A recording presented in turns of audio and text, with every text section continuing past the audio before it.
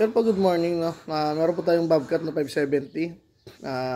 Nirepair po natin yung mga bushing, pati bakit po papabricate na natin ng brand yung bakit.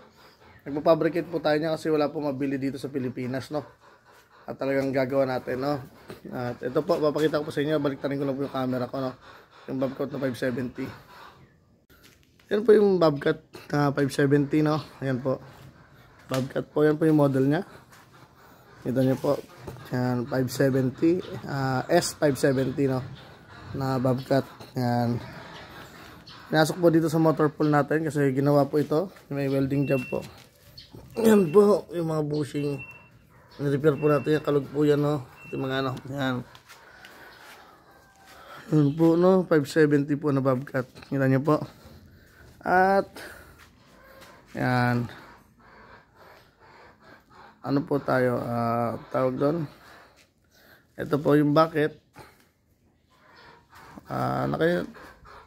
tanggal na po, no?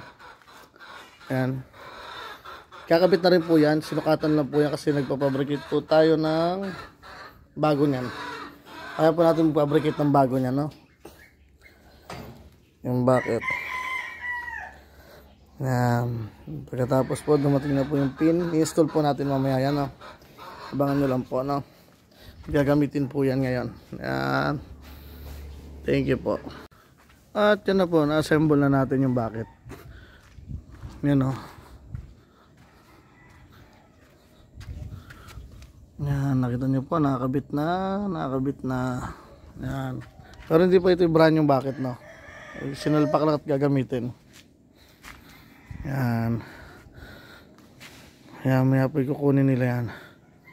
Yung Bobcat na yan, no? Ay magpapagawa po dyan. Kaya po nang gumawa ng bucket yan. Ng 570, no? Na Bobcat. Mas matibay pa sa nabibiling China made. No? Ayan. Ay may kunin na po na may-ari yan, no? Kaya nilabas na po ng garahe. At thank you po. Magpapagawa po. Salamat po.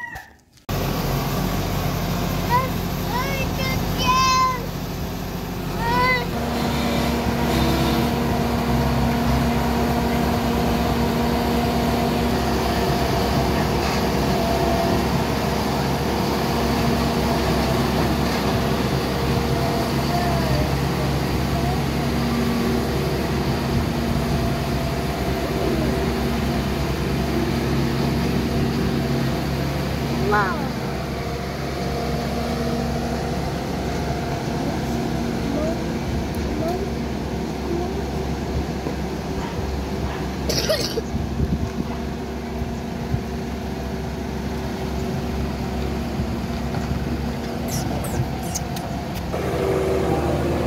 Dad. Ano lang tayo si Daddy, no?